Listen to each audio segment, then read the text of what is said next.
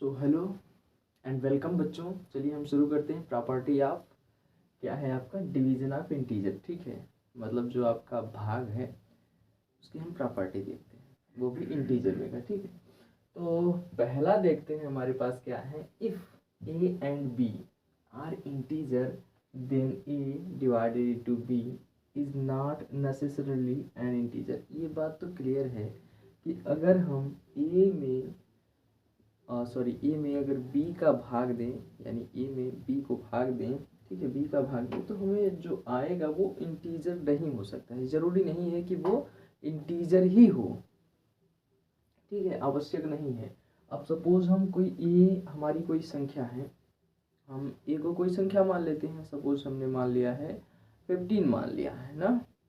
अगर हम 2 से डिवाइड करें तो क्या हमारा इंटीजर आएगा क्या? चलिए हम देखते हैं।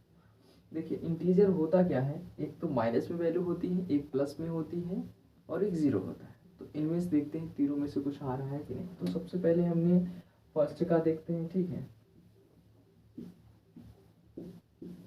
ठीक, इतने में ही देखते हैं आपका ए डिवाइडेड इंटू बी, यानी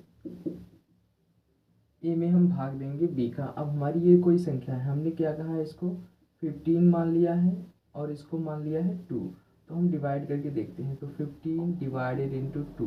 ठीक है, तो हम अगर 15 में भाग 2 का देंगे तो 2 सत्ते 14 आ जाएगा मेरा, यानी 2 7 जा 14, बचेगा 1। तो 1 में 2 का तो जाएगा नहीं, दशमलव जाएगा, दशमलव लगाएंगे, जीरो बढ़ाएंगे, 2 पंचे 10। तो देखिए भैया, जब भी कोई संख्या दशमलव में आ जा रही है तो डेसिमल नंबर होता है, न कि हमारा इंटीजर होता है। हमने इंटीजर में यही देखा है। अच्छा हाँ, एक बात और, अगर हम इसको दूसरे तरीके से करेंगे तो हमारा फ्रैक्शन हो जाएगा। यानी हम इस तरीके से देख सकते हैं, 7 से ही 1/2, तो ये हमारा फ्रैक्शन हो जाएगा, ये भी इंटीजर नहीं है। तो इस तरीके से हम क्या देख रहे हैं कि ये जो हमारी संख्या है वो इंटीजर नहीं है। ठीक है, ये बात पता चल रही है? अच्छा, दिख रहा है कि नहीं, एक बार देख लें क्या पूरी प्रॉपर तरीके से। रुक जाइए, हाँ दिख रहा है, दिख रहा है, जहाँ तक है मुझे लग रहा है यहीं तक दिखेगा अभी। ठीक है, तो ये जो है आपकी 7.5 क्या हो जा रही है आपकी डेसिमल नंबर, ये एक इंटीजर नहीं है। तो फाइनली ये बात क्लियर हो गई होगी। ठीक है, तो ज़रूरी नहीं है, मतलब आवश्यक नहीं है कि वो इंटीजर ही आए। आएगा इंटीजर, कैसे आएगा? जैसे अगर हमने क्या किया है, 15 में डिवाइडेड इंटू 3, यानी 15 को ए मान लेते हैं और इसको बी मान लेते हैं, तो 3 बचे 15 आ जाएगा मेरा 5, जो इंटीजर है। ठीक है, लेकिन ऐसा नहीं है कि सभी में ही आएगा। मेरी बात क्लियर हो रही है? तो इसको इरेज करके एक दो और एग्जाम्पल देकर दिखा दूँ। सपोज अगर हम ए की जगह 16 ले लेते हैं, ठीक है, और बी की जगह अगर हम मान लेते हैं आपका 5, ठीक है, 16 डिवाइडेड इंटू 5, क्या हमारा इंटीजर आएगा? देखते हैं। तो 16 में अगर हम भाग 5 का देंगे तो 5 यहीं 15 आ जाएगा मेरा, बचेगा एक, दशमलव लगे, 5 दूना के 10, 3.2 आ रहा है। तो ये भी तो हमारा डेसिमल नंबर है। तो इसलिए कहा है कि if A and B are integer then A divided into divided B is not necessarily an integer, मतलब आवश्यक नहीं है कि ये इंटीजर ही आए। तो ये बात तो क्लियर हो गई होगी। ठीक है, चले इसको इरेज करते हैं। फाइनल एक तो हो गया नियम आपका। ठीक है, पहली प्रॉपर्टी समझ में आ गई होगी, एकदम क्लियर हो गई होगी पहली प्रॉपर्टी। ठीक है, दूसरी प्रॉपर्टी में आते हैं। If a is an integer, a क्या है? कोई इंटीजर है। ठीक है, लेकिन यहाँ पर क्या कहा है, a not equal 0 then A divided into a. अगर हम ए में ए का ही भाग दें तो वो 0 नहीं आएगा, मतलब 0 को इक्वल नहीं आएगा। कैसे नहीं आएगा हम चेक करते हैं। ठीक है, हमारी सपोज कोई संख्या ए है, ए को हम 2 मान लेते हैं, ठीक है, डिवाइडेड इंटू फिर ए ही है तो 2 ही रहेगा। तो 2 में 2 का भाग करने पर हमारा क्या आ जाएगा भैया? 2 से 2 कटेगा तो एक ही तो आएगा, तो फाइनल एक आएगा, 0 नहीं आएगा। इतनी बात क्लियर हो गई। अब आप पूछेंगे सर कोई माइनस प्लस का भी लेकर तो देखिए। ठीक है, अगर इतनी कन्फ्यूजन है तो और ले लेते हैं। सपोज हमने क्या किया, यहाँ पर ले लिया -3 डिवाइडेड, या फिर आप ऐसे ही कर लीजिए डिवाइडेड इंटू 3, ये माइनस में ये प्लस में। ठीक है, तो हम क्या करते हैं भैया, ये अब देखो ए जो है ए, तो मतलब हमें जो भी लेंगे वो बराबर लेंगे, यहाँ पर ए का मतलब क्या है, अगर हम अलग अलग ले रहे हैं तो ए भी मान लेंगे, लेकिन ए ही ए लेना है तो माइनस माइनस लगाना पड़ेगा। ठीक है, चलिए अब फिर वही बात, 3 वन जा 3 और माइनस माइनस प्लस हो ही जाएगा तो 1 आएगा। ठीक है, इतनी बात क्लियर हो गई। तो चलिए अब ये सेकेंड बात भी क्लियर हो गई होगी। ठीक है, सेकेंड नियम भी समझ में आ गया होगा। हाँ, थर्ड नियम क्या कह रहा है, if a is an integer, ये जो है वो इंटीजर, अच्छा यहाँ पर ए है, थोड़ा सा इरेज हो गया, ये 1 है। ठीक है, if a is an integer then A divided into 1 equal a ही आएगा। बात तो ये क्लियर हो गई है। तीसरा नियम ये कहता है डिवीजन ऑफ इंटीजर का, कि हमारा जो ए रहेगा, अगर हम उसमें कोई भी, ए का मतलब क्या है भाई, कोई भी संख्या हो सकती है, ए हमारा वेरिएबल है, तो ठीक है हम यहाँ पर कोई भी संख्या ले सकते हैं। ए डिवाइडेड इंटू 1 करेंगे तो हमारा ए को हम मान लेते हैं 5, 1 से भाग देते हैं तो हम देखते हैं हमारा संख्या 5 ही आता है। ठीक है, क्लियर हुई बात। अच्छा हाँ, आप कहेंगे सर कोई माइनस संख्या लीजिए। माइनस का अगर हम 39 ले लेते हैं, डिवाइडेड इंटू 1 करते हैं तो ए को हमने 39 मान लिया है माइनस का, तो हमारा जो वैल्यू आएगा वो माइनस का 39 ही आएगा। ठीक है, तो मुझे लग रहा होगा कि थर्ड नियम भी आपको अच्छे तरीके से समझ में आ गया होगा। चलो इसको भी इरेज कर देते हैं। चलो अब क्या करते हैं, फोर्थ में चलते हैं। ठीक है, फोर्थ क्या कह रहा है मेरा, if a is an integer, a जो है इंटीजर है, लेकिन क्या है, a not equal 0 then 0 divided into a. अगर हम 0 में ए का भाग दें, ए कोई हमारी संख्या है, उसमें अगर भाग दें तो हमें प्राप्त क्या होगा, 0। बट अगर ए में हम 0 का भाग देंगे तो वो नॉट मीनिंगफुल आएगा, मतलब वो मीनिंगफुल नहीं रहेगा, मीनिंगलेस हो जाएगा। चलिए देखते हैं। सबसे पहले हमने क्या किया, कोई 0 है, अब इसमें भाग दे दिया है 5 का। अब बात क्लियर है कि अगर यहाँ पर 0 है, इसमें भाग अगर हम 5 का दे रहे हैं तो हम देखते हैं 1 का भाग देंगे तो 1 आएगा, तो यहाँ पर हम क्या करें, 0 है तो हमारी क्या आएगा, आंसर 0 ही आएगा। ऐसे कोई भी संख्या लीजिए, लेकिन यहाँ पर क्या कह रहा है, अगर यहाँ पर कोई हमारे पास सपोज यही है 6, यहाँ पर ले लेते हैं। ठीक है, 6 डिवाइडेड इंटू 0, अब ये हमारा अंदर अगर 6 आ गया और 0 से भाग दे रहे हैं तो बात क्या है, ये तब भी क्या आएगा, हमारा 0 ही आएगा। इसका मतलब ये मीनिंगफुल नहीं रहेगा, नॉट मीनिंगफुल, यानी हम इसको लिख सकते हैं यहाँ सीधे तरीके से मीनिंगलेस, मीनिंगलेस, कोई मतलब नहीं रहेगा। ठीक है, 0 से भाग देने पर क्या, ये कितनी बार ले जाएंगे, अनंत तक ले जाएंगे, समझ रहे हैं ना, तो इसका मतलब कोई अर्थ ही नहीं रहेगा। ठीक है, 0 लिख सकते हैं या मीनिंगलेस लिख सकते हैं। ठीक है, तो मुझे लग रहा है ये भी समझ में आ गया होगा फोर्थ। चलिए अच्छा हाँ, एक बात और क्लियर रखिएगा, इसकी प्रॉपर्टी बहुत अच्छे तरीके से जानिएगा। अगर आप बिना प्रॉपर्टी के युद्ध मैदान में उतरेंगे तो हारना फिक्स है और डूबना तय है। ठीक है, चलिए आते हैं 5 में आते हैं। If A B C are integer, A B C integer है। ठीक है, ए डिवाइडेड इंटू बी। अब देखिए यहाँ पर नियम क्या चला रहा है, एसोसिएटिव का, कि डिवीजन जो है वो एसोसिएटिव है या नहीं है, हम चेक कर लेते हैं। ठीक है, तो एसोसिएटिव में होता क्या भैया, a divided into b divided into c, और ये भी क्या रहेगा, होल में रहेगा, मतलब कोष्ठक में रहेगा, और ये नॉट इक्वल पहले से ही दिखा दिया है। चलिए वो अच्छा किया है। ठीक है, ये इसका फार्मूला बनते वक्त ही ऐसा लिखा है। तो ए डिवाइडेड, फिर यहाँ पर बी डिवाइडेड इंटू सी जो रहेगा ये कोष्ठक में रहेगा। तो फाइनली यहाँ पर क्या कह रहा है, अगर अनलेस, यानी यदि अनलेस, तभी ये संभव है जब सी इक्वल 1 रहेगा, सी इक्वल 1 आएगा। ठीक है, तो हम देखते हैं, मतलब ये इक्वल तभी हो सकता है जब हमारा सी 1 आएगा। ठीक है, तो पहली बात तो हम कोई नॉर्मल संख्या लेकर चेक करते हैं, फिर इसको भी चेक कर लेंगे। ठीक है, तो आइए देखते हैं, a divided into b divided into c. ठीक है, पहले इक्वल करते हैं, नहीं आएगा तो देखेंगे। ठीक है, वैसे नॉट इक्वल होता ही है, तो ये तो बात क्लियर है ना, इसमें बताने वाली जरूरत क्या है। ठीक। अब यहाँ पर अगर हम ए बी सी कोई संख्या मान लेते हैं, ए बी सी, ए को मान लेते हैं हम -10, बी को मान लेते हैं हम सीधे तरीके से मान लेंगे 5 मान लेते हैं, ठीक है। या फिर हम इसको वैल्यू को बढ़ा देते हैं, यहाँ पर 10 न लिख के 20 लिख देते हैं, यहाँ पर 10 लिख देते हैं और यहाँ पर सी की जगह 5 लिख देते हैं, ठीक है।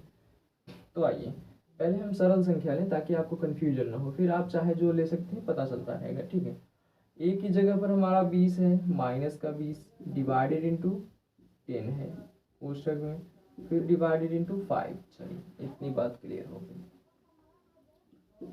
इक्वल में -20 डिवाइडेड इंटू बी हमारा क्या है भैया 10 है, डिवाइडेड इंटू 5, ठीक है।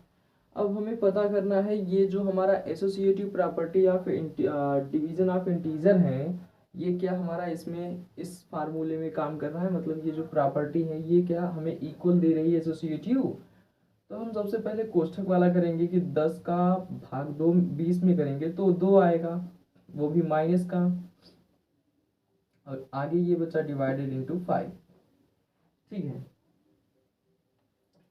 अब तो पहली बात ये बात जा रही है कि 2 में 5 का भाग तो जाएगा नहीं, ठीक है। तो हम क्या करेंगे, दशमलव लगाएंगे। जैसे ही हमने क्या किया देखिए यहाँ पर कर दे रहे हैं, 2 है माइनस का 2 है, यहाँ पर 5 से भाग दे रहे हैं तो दशमलव लगाएंगे तो 5 चौक 20 आ जाएगा, लेकिन माइनस में आएगा, माइनस के 0.4 आ जाएगा, ठीक है।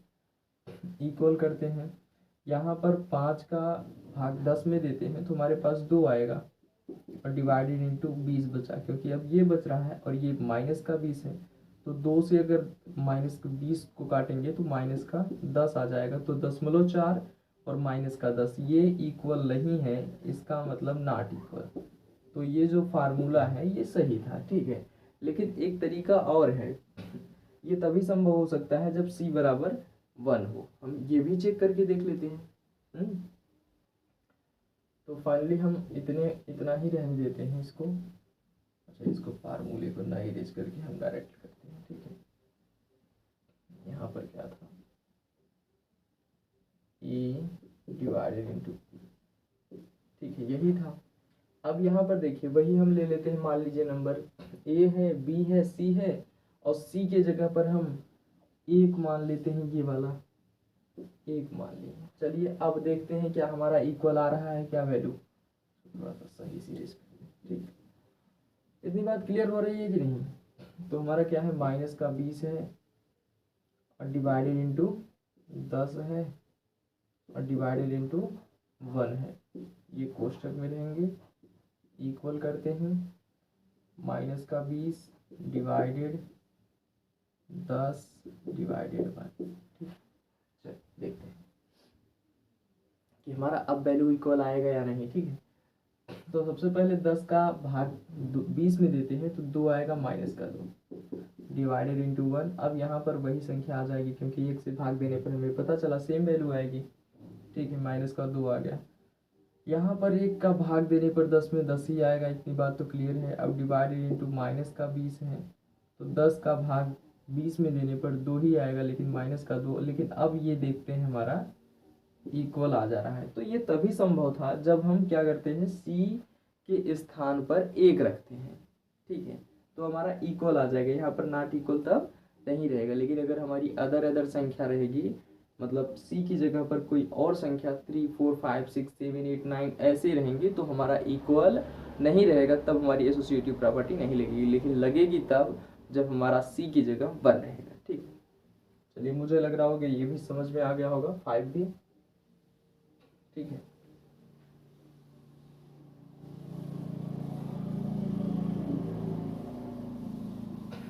अब बची है लास्ट प्रॉपर्टी। देखिए कहा है if A B C are non zero, अगर ए बी सी जो है वो जीरो ना हो, ठीक है, integer, and A more than, मतलब ए क्या है भाई, ग्रेटर देन बी, ये जो है वो बी से बड़ा है, देन कैसे बड़ा है, देखिए ए सी पहले हम ए बी सी कोई संख्या मान लेते हैं, फिर हम ये यूज करेंगे तो ये हमको देखने को मिलेगा कि c is positive, c is negative. अगर हम ये रखते हैं तब हमारी ये जो बी सी वैल्यू है ये बड़ी हो जाएगी और ए सी वैल्यू छोटी हो जाएगी।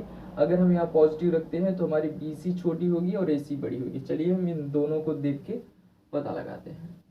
तो हम सपोज पहले ए बी सी कोई संख्या मान लेते हैं।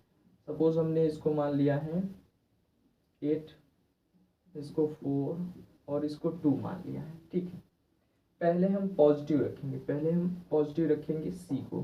सी हमारा पहले पॉजिटिव है, फिर बाद में हम नेगेटिव कर देंगे। अब पहले इसकी प्रॉपर्टी यूज करते हैं। लिखा है ए डिवाइडेड इंटू सी, इधर मोर देन साइन है और यहाँ पर बी डिवाइडेड इंटू सी। इतनी बात क्लियर है कि नहीं? इतनी बात क्लियर है ना? अब देखते हैं ए हमारा क्या है, 8 है, डिवाइडेड इंटू सी 2। चलिए अभी कहाँ से मोर देन, हाँ लेस देन लगा दें, अभी तो पहले पूरा ही करते हैं। बी हमारा 4 है, डिवाइडेड इंटू 2। अब देखिए ये कहा है कि अगर ये दोनों वैल्यू प्लस में रहेगी, मतलब पॉजिटिव रहेगी, यहाँ पर दिया है इफ सी इज पॉजिटिव, यदि सी पॉजिटिव है तो बी डिवाइडेड इंटू सी छोटा होगा, मतलब ये वैल्यू छोटा होगा। चलिए हम देखते हैं। 2 का भाग 8 में देने पर हमारा 4 आ गया और 2 का भाग 4 में देने पर 2 आ गया। वाकई में ये छोटा आ गया, ये वाली, और ये वाला बड़ा आ गया। सेम कंडीशन हम इसके साथ करने वाले हैं। यहाँ पर इफ सी इज नेगेटिव कर देते हैं -2 को। चलिए देखते हैं। अब हमारा जो आएगा ये वैल्यू बड़ी हो जाएगी, ये वैल्यू छोटी हो जाएगी। कैसे हो जाएगी चेक करते हैं, ठीक है। 8 डिवाइडेड इंटू -2 है, ओके। ये फार्मूला तो यही रहेगा ना, तो यूज वही करेंगे। अब बी है तो बी हमारा क्या है, 4 डिवाइडेड इंटू -2। चलिए देखते हैं क्या हो रहा है, बड़ा कौन सा छोटा कौन सा। 2 चौका 8 प्लस माइनस हो के माइनस, और 2 दूना के 4 प्लस माइनस माइनस। तो मुझे एक्यूरेट वैल्यू मिली है कि देखिए इसमें थोड़ा सा कन्फ्यूजन होगा आपको कि कहेंगे सर -4 तो बड़ा है और -2 छोटा है। नहीं नहीं नहीं नहीं, ये सिर्फ प्लस के केस में होता है। कि देखिए प्लस के केस में क्या होता है, जो जितनी बड़ी संख्या रहेगी उतना बड़ा होगा, लेकिन माइनस के केस में क्या है कि जो जितना ही छोटा रहेगा उतना ही बड़ा रहेगा, और जो जितना ही बड़ा माइनस में रहेगा उतना ही वो छोटा रहेगा। तो फाइनली ये वाला हमारा बड़ा है, यानी ये हमारा ज़्यादा माइनस का है, तो इसका मतलब ये छोटा हो जाएगा इससे, तो अभी भी ये बड़ी हो जाएगी। अब यहाँ पर आपको समझ में आ गया होगा कि ये जो वैल्यू दी है एग्जैक्ट दी है, ठीक है। ये -4 है, और एक बार ऐसे नॉर्मली समझें, माइनस का मतलब घाटे में जाना, यानी किसी से उधार लेना। अगर 2 लड़के हैं या 2 सेब हैं, इस तरीके से समझा देते हैं। ये कोई फ्रूट मान लीजिए, या फिर अगर आप सेब का शेप लेना चाहें तो इस तरीके से ले सकते हैं, ठीक है। ठीक, तो यहाँ पर देखिए एक क्या है -4 है, एक -2 है। ये ज़्यादा उधार लिया है, ठीक है। ये ज़्यादा सस्ता है और ये ज़्यादा महंगा है। क्यों महंगा है? क्योंकि देखिए ये -2 रुपये में है, ये -4, मतलब बहुत ज़्यादा घाटे में जा रहा है, ठीक है। और ये कम ही घाटे में जा रहा है, तो इसका मतलब क्या है, ये इससे कहीं ना कहीं बड़ा है। इन द सेंस ऐसे समझ सकते हैं कि ज़्यादा उधार लेने वाला छोटा होता है, कम उधार लेने वाला उससे तो अच्छा है, वो तो कम से कम पॉजिटिव में है, उससे ज़्यादा पॉजिटिव में है। लेकिन यही क्या होता है पॉजिटिव केस में, अगर 4 रहेगा, जैसे यहाँ पर देखिए ये यहाँ पर बड़ा है, लेकिन यहाँ पर जब माइनस लग जाएगा तो ये यही वैल्यू उससे छोटी हो जाएगी। अब तो क्लियर हो गया होगा। चलिए, तो फाइनली मुझे लग रहा होगा ये सभी के सभी समझ में हो गया, आ गया होगा आपको। तो एक बात बताइएगा, ये कैसा लगा? अगली बार आपको लेकर आएंगे अब एक्सरसाइज, ठीक है। एक्सरसाइज के लिए हमेशा तैयार रहिए और दोस्तों के साथ शेयर करिए, ठीक है। वीडियो का एंजॉय लीजिए, मस्त रहिए। Thank you.